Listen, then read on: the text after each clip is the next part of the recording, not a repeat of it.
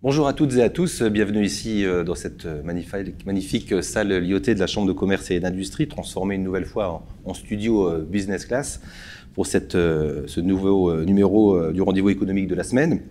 Merci bien sûr à la Chambre de commerce et à son président de nous accueillir. Je remercie aussi également nos partenaires, la Caisse d'épargne Grand Est Europe, l'Ordre régional des experts comptables et également notre partenaire IDMC. Comme vous pouvez le voir, des caméras sont situées évidemment dans notre studio puisque cette émission est enregistrée par définition par notre partenaire White Vision. Elle sera diffusée sur le site de la semaine et sur les réseaux sociaux et fera également l'objet d'un retour dans notre hebdomadaire et également dans le mensuel Éco Grand Est. Pour ce troisième numéro et après avoir accueilli Aurélien Fortier et François Piot, nous accueillons aujourd'hui Daniel Cerruti. Bonjour, monsieur Cerruti. Bonjour mesdames, bonjour messieurs. Président du groupe Cerruti, 300 personnes, organisé autour du vaisseau amiral à la société VIG, nous allons en parler tout à l'heure, et vous êtes bien évidemment également président de la Fédération du bâtiment pour le Grand Est. Daniel Cerruti, merci donc d'avoir accepté cette invitation. Entrons dans le vif du sujet, parlons d'abord de votre activité d'entrepreneur. Vous êtes connu pour avoir créé la société VIG à Toul, spécialisée dans la construction et la dépollution. Est-ce que vous pouvez nous raconter, nous rappeler comment vous êtes arrivé à c'est l'histoire de ce qui existe aujourd'hui, dans ce qui s'appelle le groupe Cerruti. Et ça, c'est à la demande de tous mes managers de transformer l'ensemble des sociétés en un groupe Cerruti qui marquera l'ADN que j'ai laissé dans les entreprises, qui marquera le plan. Pas demain, après-demain. Mais peut-être avant, pour resituer mon histoire, c'est trois phases de vie. Donc j'ai commencé ma carrière dans ce qui s'appelle aujourd'hui le groupe Vinci, avec une présence dans une ancienne entreprise nancéenne, qui était l'entreprise Gagné, qui avait été rachetée par Caroni, et puis après qui a créé donc ce qui est aujourd'hui le groupe Vinci. Donc ça pendant une quinzaine d'années, et puis une autre quinzaine d'années. Donc je dis toujours Vinci m'a appris à travailler, et puis j'ai eu la chance d'être recruté par un industriel mondial, le groupe ThyssenKrupp allemand, donc, qui eux, je dis toujours, m'ont appris à être patron et à avoir une stratégie. Et en 2004, donc dans toutes ces grandes sociétés où ça achète, ça vend, ça reprend, donc on avait décidé de recentrer les activités du groupe Thyssen en France sur d'autres éléments, et moi j'ai négocié, puisque c'est comme ça que ça s'appelle, négocier donc le rachat d'une petite partie des activités que Thyssen faisait en France pour créer VIG France. Donc en 2004, j'ai repris la société VIG France avec 18 personnes, 18 collaborateurs qui ont accepté. Et puis l'aventure a démarré en 2004 et aujourd'hui, donc VIG France doit mesurer, j'ai dit c'est la plus grosse entreprise de 200 et quelques personnes, hein, c'est toujours des chiffres qui changent tous les jours. Et puis on a pu développer des entreprises dans toute la filière construction, puisqu'on a quelques actes de promotion, mais avec un petit P, pas un P majuscule. On fait un tout petit peu de promotion jusqu'à la livraison tout corps d'état de certaines opérations. On se préoccupe des friches industrielles. Est-ce que vous pouvez nous rappeler le cœur du métier comme à l'origine de VIG? Le cœur du métier, déjà le fondateur que je suis, donc je suis un homme du bâtiment. Je suis fils de maçon, petit-fils de maçon, donc je suis né au monde dans un bac à mortier, on peut dire. Et donc c'est quand même lié à la construction. Et mon expérience chez Thyssen de service à l'industrie et puis de décontamination, de dépollution, Sanierung, on dit en allemand, fait en sorte qu'on a pris en compte le respect de l'environnement, le respect de la santé, et puis on a répondu à la problématique du XXIe siècle, il faut nettoyer tout ce que j'ai sali maintenant. Mais à l'époque, c'était pas spécialement une activité qui était naissante encore au début. C'était une activité naissante, puisque VIG France, on fait partie des 5 premières entreprises de France à avoir rentré dans ce qu'on appelle le désamiantage. Mais désamiantage, c'est réducteur. Par le désamiantage. Par le désamiantage. Donc notre métier à nous, c'est de dépolluer tout ce qu'on respire. C'est la pollution qu'on respire, donc c'est ça essentiellement pour la santé de l'homme. Et le désamiantage a été le vecteur, on va dire, médiatique, puisque les entreprises de désamiantage étaient... J'ai commencé donc avec mes collaborateurs en 94, donc avant même la réglementation. Et en 96, donc on a eu la chance d'être tout de suite certifié, agréé. Et puis on est parti donc sur des décontaminations liés au bâtimentaire, comme on dit notamment, donc les logements, les logements, les écoles, les hôpitaux, les parkings, etc. Et puis on a viré vers la vie, elle est faite d'opportunités. Dans une opportunité, on est devenu des fournisseurs privilégiés de grands industriels, RATP, SNCF, EDF. Voilà. Et on est fournisseur et partenaire de la SNCF et de la RATP depuis 25 ans maintenant. C'est pour désamianter leur bâtiment ou leur... Non, alors c'est bizarre, pour désamianter tout le matériel ferroviaire roulant. Donc, ce qu'on appelle wagon, mais dont le nom est voiture dans le langage ferroviaire. Voilà. Et puis, chez EDF et chez les grands comptes, donc, on va désamianter des installations industrielles, soit pour quand on va démonter les centrales thermiques, hein, comme celles, c'est pas nous qui le faisons, mais comme celles qui ont en cours le démantèlement à Pont-à-Mousson, où on va intervenir pour faire des actions de rénovation, de rétrofitage, comme on dit dans le monde industriel. Donc, une panoplie d'entreprises, donc 11 entreprises. D'ailleurs, j'ai la plupart de mes directeurs qui sont autour de moi ce soir, donc 11 entreprises, et on arrive à couvrir non pas encore l'ensemble de la filière construction. Est-ce que c'est ça l'ambition? C'est d'avoir voilà, la vision du groupe Cerruti, c'est de couvrir l'ensemble de la filière construction, de préserver quand même notre, on va dire, cœur de métier, notre niche, je vais parler en termes économiques, niche industrielle, hein, où il y a un discours différent, mais pouvoir intervenir et répondre, à partir d'une friche industrielle, répondre à l'investisseur qui veut construire quelque chose. Je ne vais pas dire logement, parce qu'aujourd'hui, le logement est un peu en difficulté, on en parlera un petit peu plus tard. On parlera du logement tout à l'heure. Voilà. Avec toujours un ancrage fort en Meurthe-et-Moselle, à Toul. Alors, j'ai un ancrage fort en Meurthe-et-Moselle, puisque ça fait bientôt 69 ans que j'habite dans le même village, certainement beaucoup de personnes le connaissent, à Pagny-derrière-Varines, hein, c'est un village qui est reconnu quand même. Qui est connu grâce à Paulette. Grâce à Paulette, voilà. On a fait ses 100 ans il n'y a pas longtemps en plus. Ouais. Hein. Vous en étiez? Et j'en ai été maire pendant 25 ans. Donc non mais pour les 100 ans, vous étiez... oui, quand même. Évidemment. Et vous avez été maire du village, ouais, ça on le sait un peu moins, mais effectivement, je voulais le dire un peu plus tard, mais vous avez un parcours d'élu local aussi, parce que vous avez dirigé dans la commune pendant 25 ans. Voilà. Donc très accroché, et puis responsable d'intercommunalité. Hein, donc j'ai été élu, je fais partie des personnes...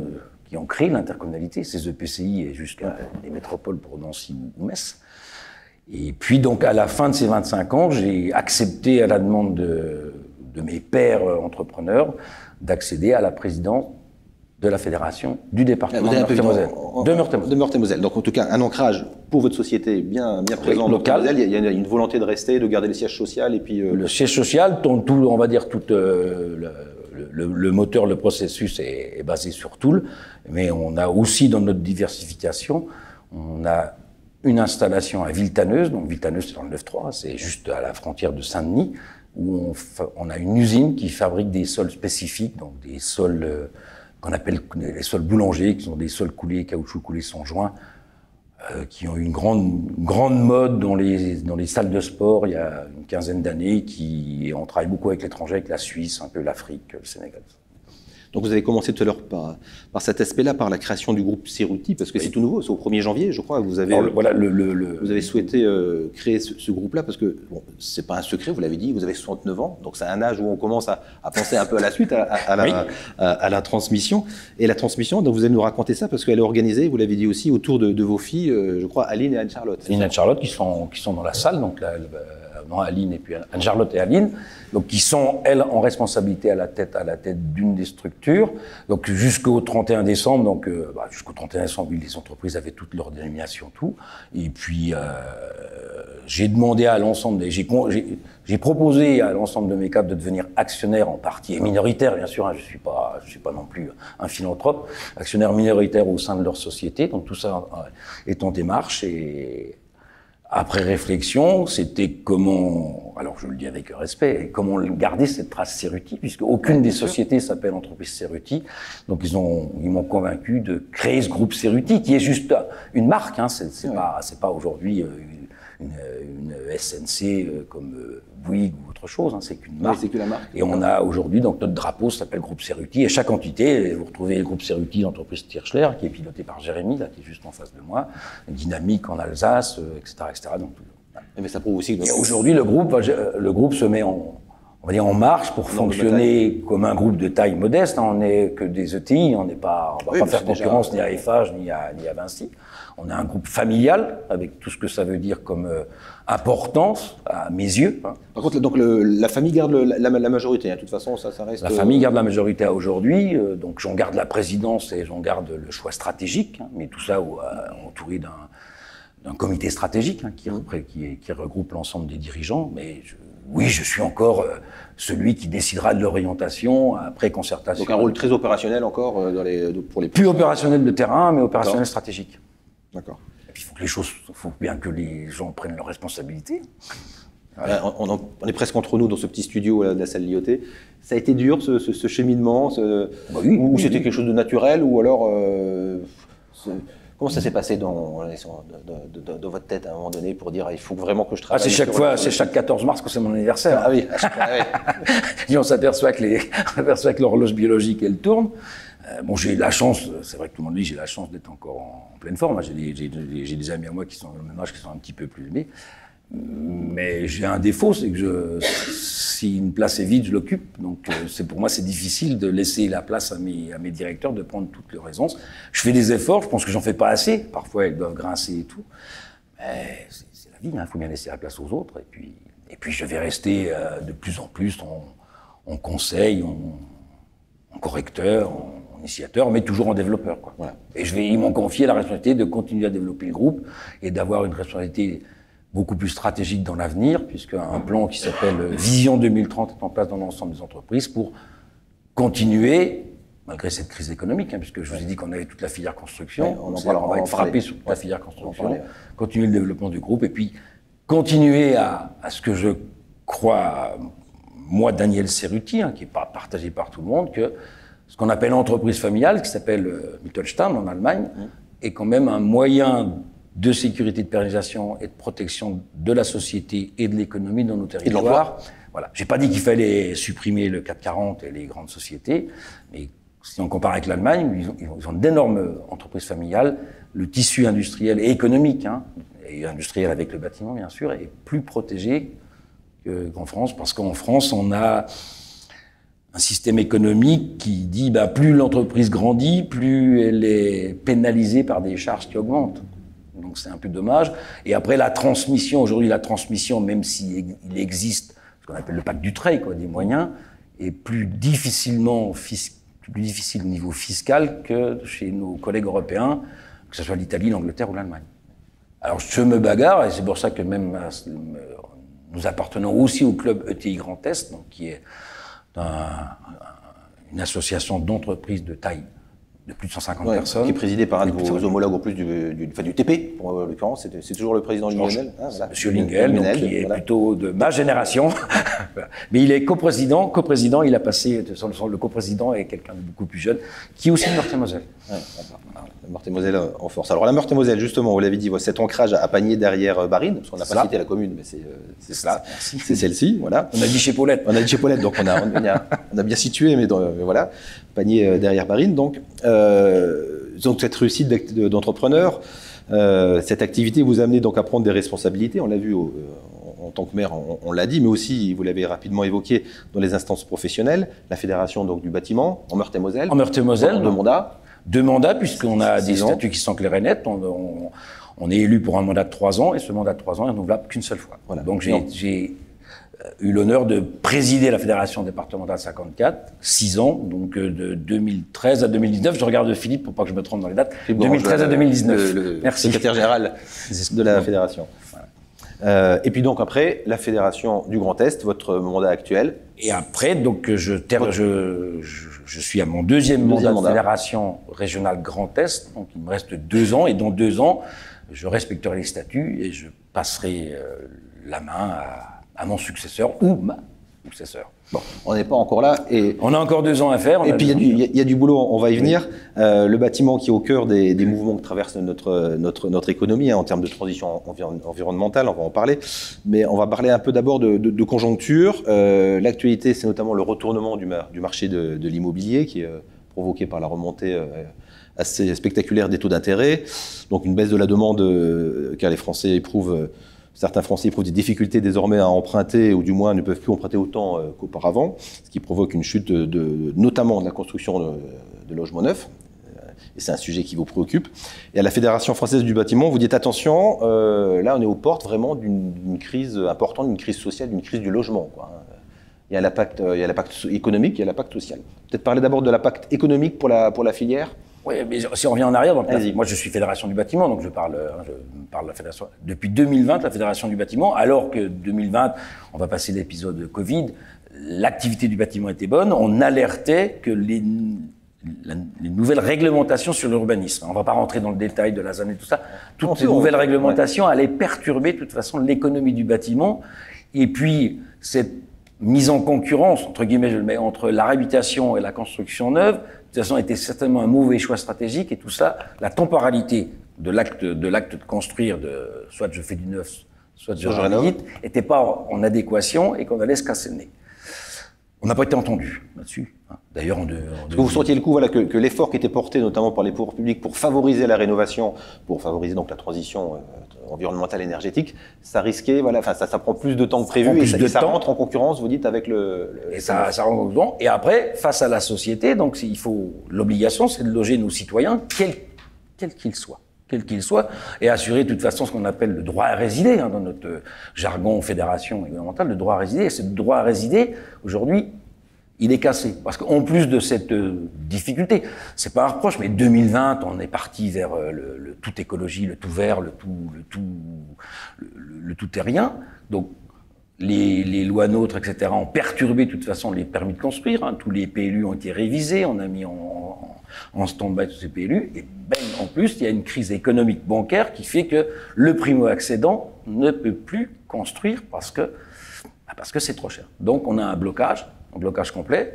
Et pour la filière de la construction, donc la filière de la construction, c'est pas que le plâtrier, que le maçon, que le terrier, ça a commencé du promoteur, puisque beaucoup de promoteurs aujourd'hui sont dans des situations catastrophiques, je dis toujours jusqu'au jardinier de l'espace vert. Tout le monde va en prendre plein la tête, puisque l'acte de construire va marquer un grand temps d'arrêt. Alors, selon les prévisions de la fédération, on parle nos prévisions, donc, j'espère qu'on se trompe sur nos prévisions. Ouais. On dit qu'on risque de perdre jusqu'à 300 000 emplois jusqu'à fin 2025. En France. En France, je parle de la France. À 300 000 emplois en France qu'en 2025, sans compter, et dans ces 300 000 emplois ne sont pas comptés les départs en retraite, qui seront pas remplacés éventuellement. Quoi. Ouais. Donc c'est une situation économique pour le bâtiment qui va être catastrophique. C'est pas la première qu'on subit dans le bâtiment, mais c'est la première qui prend une accélération aussi rapide. Aujourd'hui, on a la chance que les médias sont emparés de la problématique, puisque vous pouvez pas allumer votre autoradio ou votre téléviseur sans que... Ou lire la semaine. Ou lire la semaine aussi. Non, mais c'est vrai, tout le monde en parle, tout le monde a pris conscience, mais aujourd'hui, je fais pas de l'anti-gouvernement, on n'a pas d'interlocuteur. Il y a eu quelques mesurettes qui ont été faites. On peut entendre que le PTZ a été amélioré. Et aujourd'hui, le PTZ dans le Grand Est, c'est pour Strasbourg. Mais Strasbourg, la réglementation est, on va dire, le carcan de l'urbanisme qui a été fait. Alors, à Strasbourg. Un mot sur le PTZ, le prêt à taux zéro. Donc, le gouvernement a annoncé, d'une part, que le PTZ allait être déjà quand même prolongé, parce que non, c'était pas sûr. Oui, il a été prolongé. 2024, et puis il est transformé. Il a été le niveau, donc la référence de revenus a été élevée. A été élevée, c'est-à-dire que les classes moyennes vont pouvoir normalement. Mais le problème, ça a été centralisé, ce qu'on appelle dans notre jargon les zones tendues, c'est-à-dire que les zones en gros forte pression. C'est-à-dire là où il y a vraiment des difficultés à se loger. Et je crois qu'une des revendications, c'est d'étendre, voilà, que ce soit pas limité qu'aux zones tendues, mais au-delà. Alors la revendication, on parle de décentralisation, du logement, enfin de la politique logement. C'est ça, parce qu'on peut pas de Paris faire un raisonnement identique sur l'ensemble de notre métropole. Voilà, que ça soit le Grand Est ou que ça soit ce qu'on appelle la diagonale du vide, quand on arrive vers Limoges, on peut pas. Et puis aujourd'hui, on a un ministre du logement. On n'avait pas de ministre du logement au premier quinquennat de Macron. Enfin, on a eu une absence. Mais c'était sur le deuxième quinquennat. On dit toujours d'une façon un petit peu sévère, on a un sous-ministère du logement, alors que le logement, il devrait prendre plutôt une dimension stratégique plus importante. Aujourd'hui, on parle de réindustrialisation. Moi, je veux bien construire des usines et je vais mettre mes salariés dans la construction et je vais mettre mes ouvriers de l'industrie. On parle de 500 emplois, 800 emplois. Mais si on ne peut pas construire de logement, La première chose que fait un investisseur, c'est OK, je construis, combien ça coûte certainement, parce que ça. Mais après, si j'ai des salariés, je les mets où? Et là, ici, on est dans. Alors justement, je voudrais revenir sur le PTZ, encore une fois, une petite parenthèse encore, sur le prêt à taux zéro. De la réforme qui est prévue pour l'année prochaine, on ne pourra plus l'utiliser pour les maisons individuelles. Non. Voilà. Donc ça aussi, de plus, et pour les maisons, pour les primo-accédants, donc ce qu'on appelle le droit de résidence et l'aspiration d'une grande partie des Français, c'est d'avoir son pavillon. Le rêve français, comme on dit. Le rêve français. Alors voilà, il semblerait que c'est pas notre gouvernement n'est pas dans la même logique que nous. En l'espace de quelques temps, on peut dire que les parlementaires, sénateurs et députés, l'Assemblée nationale, les députés, ont compris notre problématique. On a la chance ici, alors je vais rester Meurthe-et-Moselle, puisqu'on est en 54, d'avoir, que ce soit Thibault Bazin et Dominique Potier, donc en plus, gauche et nous droite, soutiennent, que ce soit Jean-François Husson, là, ont toujours soutenu, portent la parole pour nous, mais c'est pas suffisant. Ça bloque. Alors, la crise, on va se la prendre. Aujourd'hui, les carnets de commandes du bâtiment, pour les 6 à 8 mois qui viennent, sont encore corrects. Mais déjà, on a quelques entreprises qui déposent le bilan, déjà des trésoreries qui s'essoufflent. Et chez les promoteurs? Alors chez les promoteurs, ça commence à être dur. Chez les promoteurs sont déjà dans des grandes difficultés, puisque des grands promoteurs, si vous prenez Geoxia, qui était un des plus gros constructeurs un SMI, un constructeur de maisons individuelles, CMI, c'est SMI, ce qu'on dit dans le jargon, donc a déposé le bilan sec comme ça, d'un seul coup. Donc ça n'a même pas eu de période de sauvegarde, c'est dépôt de bilan immédiat. Ce qui crée aussi des problèmes, puisque tous les gens qui ont commencé à construire leur maison n'ont pas terminé. Et aujourd'hui, donc, tous les promotions qui sont en route, donc il y a une obligation par Action Logement. J'ai l'honneur aussi d'être président du CRAL, du Comité Régional d'Action Logement. Donc on doit racheter 30 000 logements aux promoteurs pour essayer de garder un équilibre dans au niveau de la métropole, au niveau de la France, de la métropole française. On l'avait dit tout à l'heure, un des risques, c'est de mettre en concurrence rénovation et neuf. Et tout de même, est-ce que le marché de la rénovation, qui est énorme, la rénovation énergétique, est-ce que ce n'est pas une solution justement pour à la fois maintenir le dynamisme du marché? Est-ce qu'il ne faut pas finalement foncer dans cette direction-là? Alors nous, à la Fédération du bâtiment, on dit oui, il faut réhabiter, on dit simplement reconstruire la ville sur la ville, et puis derrière, on peut mettre tout ce qui est en énergie, en machin, en protection, isolation. On reconstruit la ville sur la ville, parce qu'à un moment donné, il faut reconstruire la ville sur la ville. Baron Haussmann l'avait bien fait avant nous à Paris, et donc on est dans la même dynamique, il faut construire la ville sur la ville. Mais le problème, c'est qu'on n'arrive pas, en temporalité, vous n'y arrivez pas. Vous n'y arrivez pas. On n'arrivera pas à répondre à la demande. Aujourd'hui, un petit exemple, à l'Eurométropole de Strasbourg, parce que sa politique, on va dire, de stopper la construction, de stopper l'extension, n'ont plus de logement d'urgence. Et les métropoles doivent répondre au logement d'urgence. Le logement d'urgence, c'est pas simplement dû de l'émigré. On peut avoir des couples qui se déchirent, il faut loger les enfants, on peut avoir un incendie, on peut avoir un quartier qui a plus d'eau, plus d'électricité, et là, ils n'ont plus de logement d'urgence. Et là, on prend le choc d'une politique que la Fédération du bâtiment respecte. Oui, il faut construire autrement, il faut vivre autrement, il n'y a plus aujourd'hui de gens qui sont contre cette problématique de CO2. Oui, tout le monde en a conscience, il faut changer, mais il ne faut pas abandonner une partie de la population et on ne va pas aller vers un plan de l'abbé Pierre, on ne va pas rénover, ressortir de l'abbé Pierre. Et là, on est quand même parti, je pense, pour 24 à 28 mois de crise de la filière construction. Je voulais avoir votre point de vue sur, vous l'avez évoqué, le zéro artificialisation nette, c'est-à-dire plutôt l'interdiction d'utiliser les terres agricoles notamment pour préserver le foncier. Face à ça, on dit bah oui, mais il n'y a pas besoin effectivement de consommer de nouvelles terres parce qu'en France, et particulièrement dans le Grand Est, il y a suffisamment de friches. De friches industrielles ou de friches urbaines. Oui. Voilà, quel est votre point de vue? Est-ce que vous pensez là que le discours est bon? Est-ce qu'il faut à tout prix qu'on comble les dents creuses au milieu urbain, éventuellement? Oui, oui, c'est vrai, mais cette stratégie, elle est acceptée, et la Fédération du bâtiment, on est en plein dedans pour qu'on ait une réponse technique, économique, etc., etc. Mais si vous prenez une dent creuse dans une agglomération, quelle qu'elle soit, déjà pour que la collectivité devienne propriétaire de la dent creuse, il y a un temps. Malgré les actions, ce qui s'appelle action cœur de ville, on ne peut pas devenir, quand on est maire d'une ville ou président d'une intercommunalité, propriétaire comme ça en tapant dans ses doigts, on dit ce bâtiment-là est abandonné, c'est pour moi. Les démarches d'expropriation prennent des temps longs. Si vous êtes sur une friche industrielle, la première mesure à faire, vous construirez pas des maisons, encore moins une école maternelle sur une friche industrielle, c'est de pas dépolluer. Ouais, ça. Il n'y a pas que la dépollution, la nôtre. Pas me faire changer il y a des dépollutions un petit peu plus lourdes de cyanure, de soufre, etc. dans le sous-sol. Donc tout ça, ça met du temps. Du temps. Oui, stratégiquement, c'est bien, c'est normal. Alors, est-ce que et nous, en Fédération du bâtiment, aujourd'hui, donc on peut entendre certains journalistes et certains médias disent les entreprises du bâtiment ne sont pas prêtes à relever le défi, on est totalement prêts. La Fédération du bâtiment, c'est une machine de guerre, hein, c'est une puissance infernale, et puis on a quand même au sein de notre fédération, les majors sont avec nous, donc on ne peut pas dire que Vinci construit dans le monde entier, lui construit dans le monde entier des ouvrages, on est prêt, on est prêt. Aujourd'hui, c'est plus cher. Pourquoi c'est plus cher? Parce que le produit est nouveau. Donc la concurrence n'est encore pas installée, le marché n'est pas suffisant pour mettre en concurrence, et bien il faut donner du temps au temps, et puis tout ça devrait s'équilibrer. Mais il faut qu'au niveau de la gestion de sa métropole, ne pas oublier qu'il y a des gens qui vont être dans la rue. Aujourd'hui, vous avez tous entendu parler que certains étudiants doivent abandonner leurs études parce qu'ils n'ont pas de logement quand même pour étudiants, donc c'est quand même malheureux. Vous étiez justement, je crois, avant l'émission, en réunion à la Fédération du bâtiment. Quand vous rencontrez vos collègues, vos adhérents, ces sujets qui reviennent régulièrement, qu'est-ce qu'ils vous disent?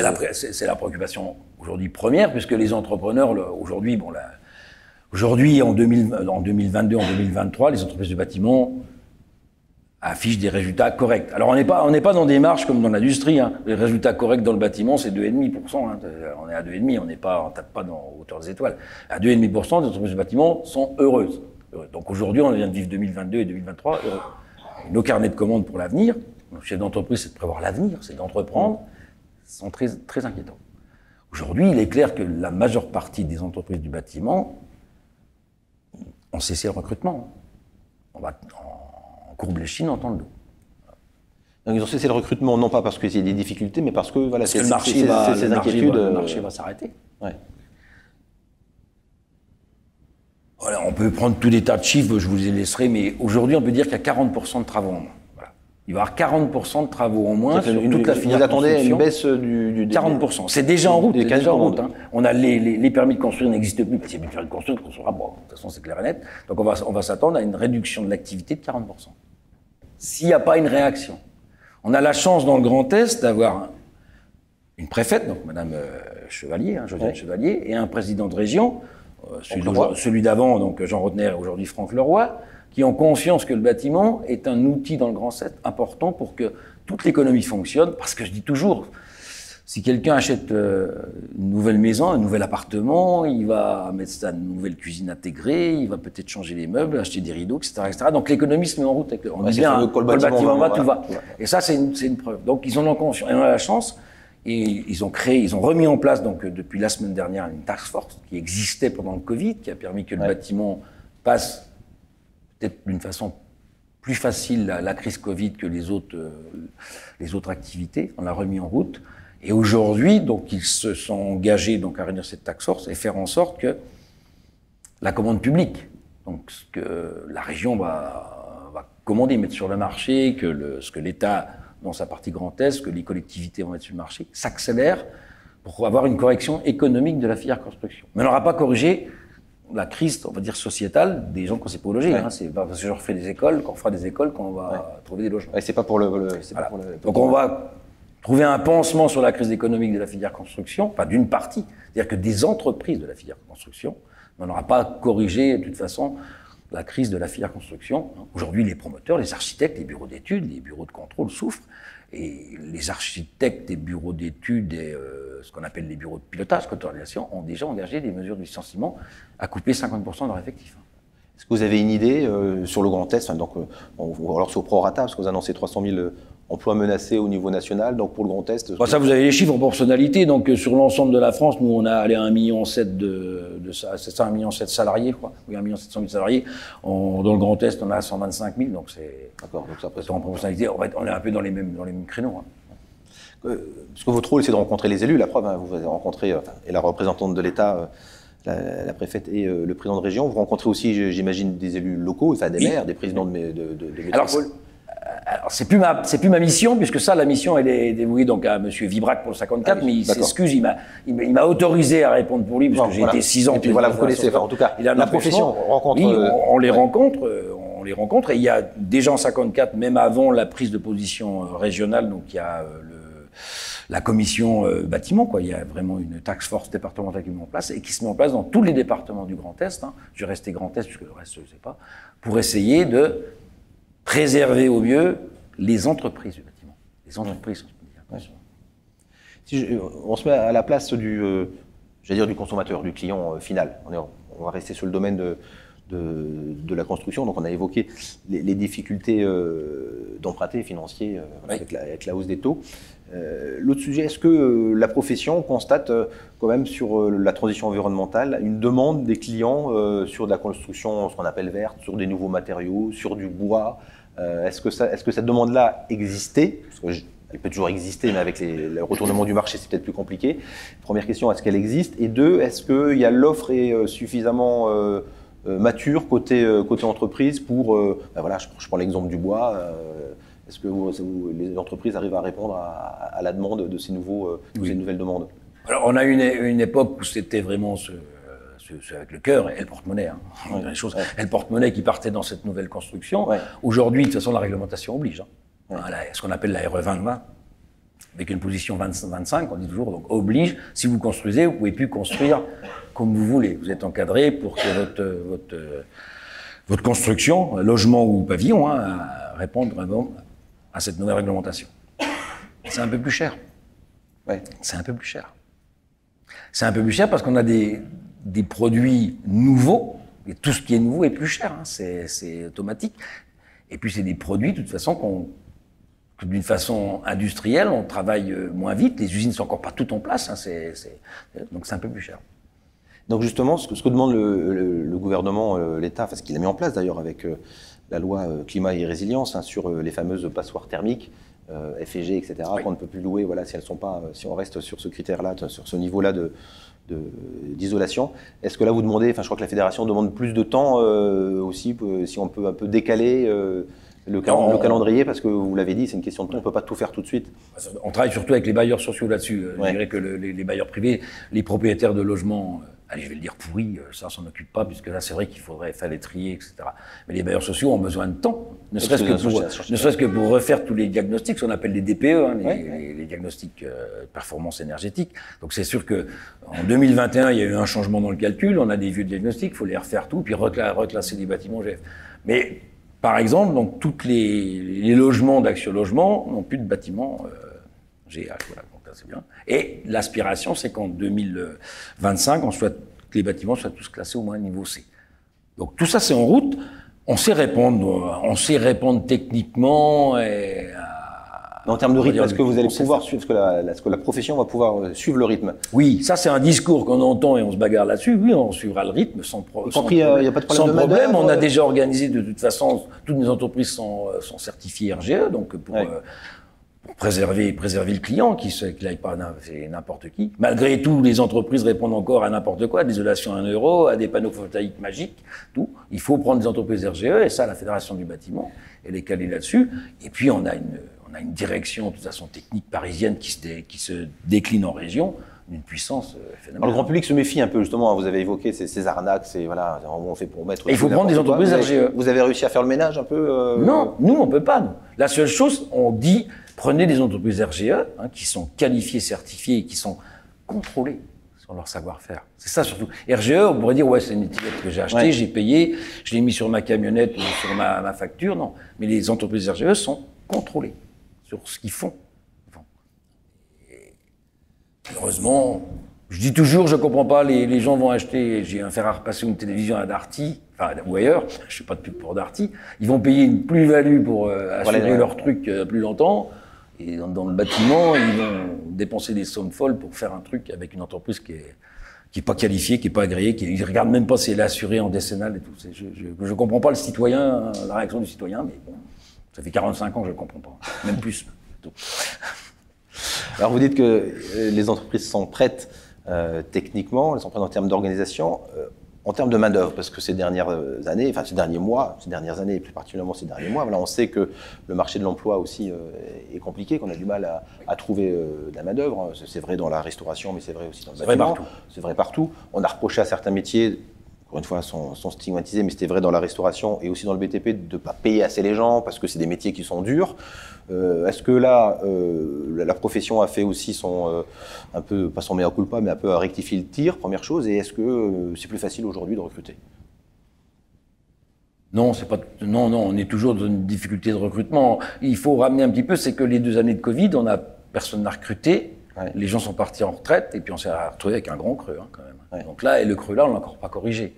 Alors c'est sûr on se retrouve. Et puis l'activité pour le bâtiment et même la restauration, puisqu'on travaille souvent avec l'IMH, la fédération des hôtelleries, restauration, tout ça, l'Union. Les métiers d'industrie de l'hôtellerie. Voilà, c'est ça. Donc on s'est retrouvé de toute façon avec un vide, et puis on a dit aux gens, vous restez chez vous, vous êtes payés, sans travailler pendant 2 ans, parce que c'est quand même. Et après, il faut les remettre sur les chantiers. C'est Dorado, quoi. Il faut les remettre sur les chantiers. La Fédération du bâtiment, donc c'est sûr qu'on fait de gros efforts sur l'attractivité de notre métier. On a du mal à avoir une attractivité aussi forte que pourrait être une usine d'automobile ou la métallurgie où on travaille en usine. On est quand même, entre guillemets, des nomades et on change de site à chaque chantier. Donc c'est quand même une adaptation de la vie. De plus en plus, l'entreprise de bâtiment doit faire du déplacement. Donc c'est quand même, travailler en déplacement, c'est pas toujours rigolo de partir la semaine. Et pour l'histoire familiale, quand on est marié, on va laisser, on a plus souvent des hommes, nous, dans le métier, que des femmes. On laisse toute la responsabilité à son épouse, je veux dire à son conjoint, ça ne me trompe pas, de la famille lorsqu'on a des déplacements. Et c'est quand même des difficultés. Et puis nos métiers, malgré qu'ils soient, où on a une évolution même rapide, on n'est peut-être pas des bons vendeurs du métier. On sait peut-être vendre les opérations, mais on ne sait pas vendre le métier. Et ça, c'est quelque chose qui est mis en exergue au niveau national et qui se décline, où on doit expliquer aux jeunes qui veulent travailler qu'on peut démarrer chef de chantier adjoint et finir patron d'un groupe familial. Ouais. Donc c'est le message que vous faites passer aux jeunes, ça, qui veulent que tout est possible dans le. Et moi peut-être parce que c'est l'histoire, c'est mon histoire. J'ai eu la chance d'avoir avec moi. Moi, j'ai accueilli dans mon entreprise il y a bientôt 20 ans, puisque c'était Laurent Hénard qui était secrétaire à la formation professionnelle. Secrétaire d'État, oui. Ouais, secrétaire d'État, donc oui, ça fait 20 ans, je pense. Ça fait 20 ans. Des jeunes qui sont rentrés, c'était le contrat Civis, si je ne me trompe pas, donc qui était à côté de tout. Et aujourd'hui, il est chef de groupe dans une de mes entreprises. Il a monté dans tout ça. Donc, et ça, l'activité du bâtiment, on n'est pas encore assez bon, on est peut-être même encore un peu mauvais. C'est-à-dire, voilà, c'est des success stories à la Daniel Cerutti qu'il faut mettre en valeur, quoi. Peut-être, non, mais même c'est dans l'acte de construire. Aujourd'hui, déjà, si vous regardez les chantiers des entreprises organisées, c'est sûr qu'on a des chantiers qui sont catastrophiques. Et le problème, c'est qu'on a toujours des focus sur les chantiers catastrophiques. Mais si vous regardez des chantiers organisés, ces chantiers sont organisés, les vestiaires sont chauffés, nettoyés, les sanitaires sont propres. Je n'allais pas dire sanitaires, mais je viens de me retenir. Les sanitaires sont propres et les ouvriers peuvent manger normalement. Vous regardez des chantiers, tout le monde passe sur le chantier de l'Axou, qui est en Laxou, je vais faire un pub pour mon confrère Vinci. C'est un chantier nickel, quand même. Ouais, c'est des chantiers comme ça, quand même. Mais ça, il faut qu'on apprenne à dire que le bâtiment, c'est plus un travail de gens qui ne savent rien faire, c'est une industrie. La construction, c'est une industrie. Un peu comme l'industrie l'a fait justement, en disant c'est plus facile de construire un Airbus A380 que de faire tenir debout l'Arche de la Défense. Voilà. Ouais. C'est pas le mot de la fin, mais c'est presque le bout de la fin. Après, on passera là. Ça, il faut qu'on le comprenne bien. Donc, on a fait un effort sur nos CFA pour moderniser nos CFA. Voilà, et on a les WorldSkills, donc ce qu'on appelait avant les Olympiades des métiers, donc les WorldSkills qui se déroulent de toute façon, qui sont déroulés les finales à Lyon, les finales mondiales sont à Lyon en 2024. La Fédération du bâtiment a créé l'équipe de France BTP. Ça, c'est nouveau? On l'a mis en place l'année dernière parce qu'on a compris qu'il fallait. Donc on a financé avec la SMA, qui est notre assurance du bâtiment, on va dire, financé, créé une vraie équipe du bâtiment où moi je vous dis, allez-y si vous avez le temps. Il y a des Meurthe-et-Mosellans, on a des Meurthe-et-Mosellans qui sont médaillés d'or, donc qui vont concourir. Et puis on a si je ne me trompe pas, 18, je donne un petit coup de main s'il vous plaît messieurs, 18 personnes du Grand Est, dont 18 jeunes entre 18 ans et 24 ans maximum, qui vont concourir au niveau mondial sur les métiers du bâtiment. Allez-y, c'est émouvant. Ouais. C'est beau. C'est beau. En tout cas, vous êtes, je pense, un exemple pour la profession. Allez, un dernier message, vous l'avez dit, pour les jeunes. Un autre message pour le jeune entrepreneur. Là, vous avez une carrière d'entrepreneur. Est-ce que aujourd'hui, vu tout ce que vous nous racontez, voilà, tout ce qu'on a vu aujourd'hui, les difficultés, si c'était à refaire, est-ce que vous rejetteriez encore une nouvelle fois dans l'aventure entrepreneuriale? Alors, j'ai dit tout à l'heure qu'il y a aussi dans son histoire de vie des passages qui forment et qui forgent. Ouais. La seule chose, il faut qu'il y ait un équilibre. Bon, moi, ma femme, elle est là, il faut que son épouse, elle accepte. Que son conjoint, sa conjointe, puisqu'on a des femmes entrepreneurs, il faut une acceptation, puisque s'engager dans l'entreprise, hein, et puis que ses filles l'acceptent aussi, enfin ses enfants. Mais l'équilibre. J'ai mes filles parce que j'ai que des filles, j'ai pas eu la chance d'avoir. L'équilibre. Et ça, l'équilibre, il doit. L'équilibre, il est difficile à tenir. Ouais. Voilà, donc c'est ça. Et les jeunes générations sont plus sensibles peut-être à cet équilibre. Et c'est vrai que je dis toujours, alors souvent on me fait des reproches, mais le monde a changé. Ouais. Le monde a changé et ce que j'ai vécu, je ne sais pas si on peut le recopier comme ça d'une façon aussi facile. Le monde a changé et il faut prendre cette histoire du monde qui change en considération. Je crois qu'il est peut-être plus difficile alors je vais dire un jeune, je vais dire un jeune, ce que j'ai fait, un jeune de s'engager dans le métier de l'entreprise et de créer une entreprise réelle. Je vais écarter les startups où on est dans un domaine d'innovation brutale, enrichissante, dans tous les sens du terme, hein, enrichissante. Donc, mais pas toujours, mais bon. Pour créer une entreprise, je dirais que c'est presque... Moi, j'ai eu de la chance. Voilà. Je dirais que j'ai eu de la chance par rapport à quelqu'un... Ils disent ça. Si, parce que les moments dans la vie sont importants et aujourd'hui, on a... Moi, je vais donner un exemple, j'ai des gens qui travaillent avec moi, je remarque 41 ans avec moi. J'ai une équipe autour de moi qui est soudée, la plupart des personnes qui sont là ont tous plus de 10 ans d'ancienneté, c'est ça, Cécile, hein, voilà. Ça a des chances de créer une équipe et avoir une équipe, parce que tout seul, on peut être le plus beau, le meilleur et tout, hein, tout seul on fait rien. Hein. On fait pas grand-chose, quoi. On fait que ce qu'on peut faire qu'avec ses deux mains. Donc il faut qu'il y ait une équipe. C'est pas toujours facile, hein. Je suis pas toujours sourire. Hein. Je suis pas toujours sourire. Ils acquiescent dans la salle. Mais il faut une équipe. Une équipe, et puis il faut une stratégie, et puis il faut... Alors j'ai essayé, alors, je suis pas entrepreneur communiste, hein, loin de là, j'ai essayé de faire en sorte que ce qui est aujourd'hui la partage de la valeur, c'est ça, la nouvelle loi. Je crois que depuis 2004, moi, je la pratique. Donc, dès qu'on a pu gagner un peu, on l'a partagé, en assurant toujours la suite de l'entreprise. Le problème, c'est la pérennité. C'est pas aujourd'hui, c'est pas une entreprise, c'est pas du spot, c'est une pérennité. Et je dis toujours, on propose pas à quelqu'un qui rentre dans sa société un contrat de travail, on propose un contrat de vie. Et ça, si l'entrepreneur il arrive à proposer à ses équipes, à ses salariés, puisque c'est le terme qu'il faut employer, un contrat de vie, c'est plus facile. C'est plus facile à construire. Et...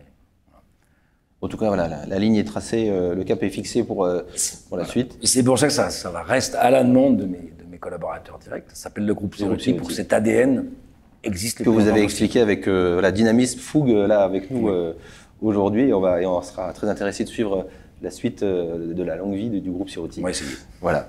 Est-ce qu'il y a des questions dans la salle après cet exposé dynamique et enthousiasmant? J'ai tout dit. On a tout dit, voilà, on a été complet. À 100 à l'heure, mais oui. toujours à 100 à l'heure. Bien, merci Daniel Cerutti, ce sera donc le mot de la fin. Merci d'avoir participé à cette édition de Business Class, le rendez-vous éco de la semaine mené en collaboration avec IDMC, l'Ordre régional des experts comptables, la Caisse d'épargne et la Chambre de commerce et d'industrie de Meurthe-et-Moselle. Rendez-vous prochain rendez-vous le 16 novembre et nous accueillerons Alexandre Faro, président du MEDEF Grand Est. Merci, à bientôt. C'est moi qui vous remercie, à très bientôt.